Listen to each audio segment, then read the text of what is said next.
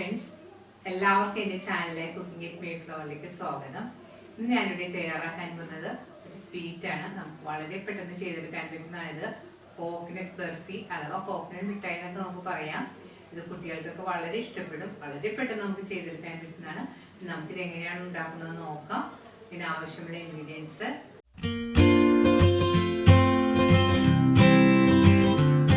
Coconut barfi ഉണ്ടാക്കാനായിട്ട് ഞാനിവിടെ എടുത്തിരിക്കുന്നത് 2 കപ്പ് തേങ്ങാപ്പീരയാണ്.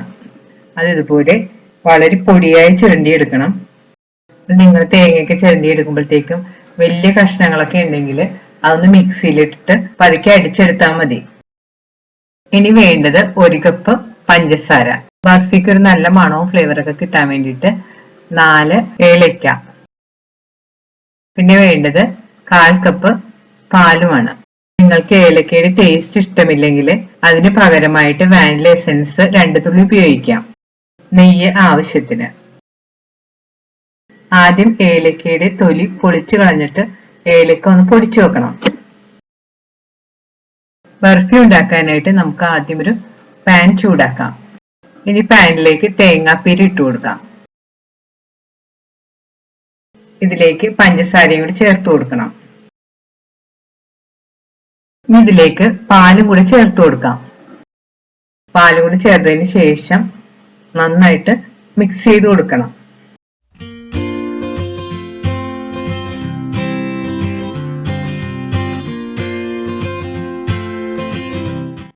ഇതൊരു മീഡിയം ഫ്ലെയിമിൽ വെച്ച് നല്ലതുപോലെ ഇളക്കി കൊടുക്കണം. ഇപ്പോൾ ഈ കാണുന്ന പോലെ പഞ്ചസാരയൊക്കെ നന്നായിട്ട് ഉരുകി വന്നിട്ടുണ്ട്. നമ്മൾ കൈയെടുക്കാതെ ഇളക്കി കൊടുക്കണം. അടിയിലൊക്കെ പിടിച്ചു കഴിഞ്ഞിട്ടുണ്ടെങ്കിൽ ഇതിന്റെ ബർഫിയുടെ കളർ മാറും. കളർ മാറിയാലും കുഴപ്പമൊന്നുമില്ല, ടേസ്റ്റ് ആണ്. നല്ല വെള്ള കളർ കിട്ടണമെങ്കിൽ നമ്മളിങ്ങനെ അടി പിടിക്കാതെ നന്നായിട്ട് ഇളക്കി കൊടുക്കണം. ഇത് നമുക്കൊരു ചെറിയ തീയിൽ വെക്കാം.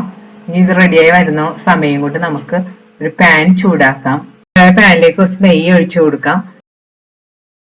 നെയ്യ് ചൂടായി വരുമ്പോൾ അതിലേക്ക് കഷ്ണങ്ങളായിട്ട് മുറിച്ച് വെച്ചിരിക്കുന്ന കുറച്ച് കാഷ്യൂനട്ട് ചേർത്ത് നന്നായിട്ട് വഴറ്റി കൊടുക്കാം. ഇത് ഓപ്ഷനാണ്, നിങ്ങൾക്ക് ഇഷ്ടമുണ്ടെങ്കിൽ ചേർത്താൽ മതി.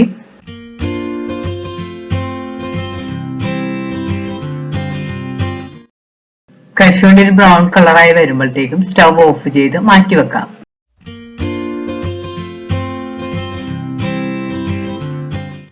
ഇപ്പോൾ ബർഫി ഏകദേശം റെഡി ആയിട്ടുണ്ട്. പഞ്ചസാരയിൽ നന്നായിട്ട് വറ്റി തിക്കായിട്ട് വന്നിട്ടുണ്ട്.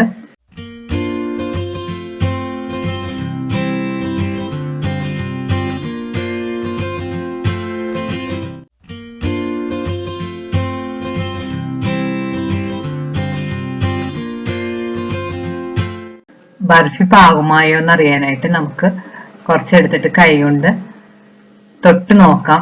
അപ്പൊ കയ്യിൽ നല്ല ഒട്ടി വരുന്നതാണ് ബർഫിയുടെ പാകം. നമ്മുടെ ബർഫി പാകമായിട്ടുണ്ട്.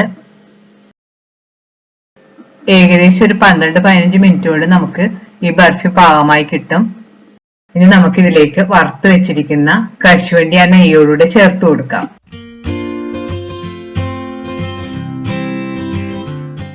ഇനി ഇതിലേക്ക് നമുക്ക് പൊടിച്ചു വെച്ചിരിക്കുന്ന ഏലക്കപ്പൊടി കൂടി ചേർത്ത് കൊടുക്കാം.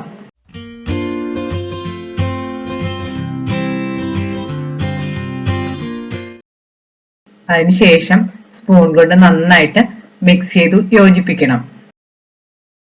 ഇനി നമുക്ക് സ്റ്റവ് ഓഫ് ചെയ്യാം.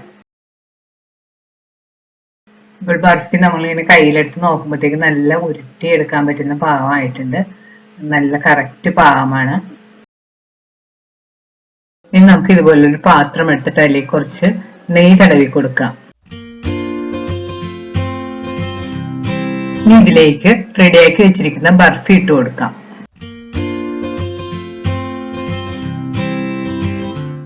ഈ ബർഫി ഒരു സ്പൂൺ കൊണ്ട് നന്നായിട്ട് പ്രസ് ചെയ്ത് ഒരു സ്ക്വയർ ഷേപ്പില് ആക്കിയെടുക്കാം.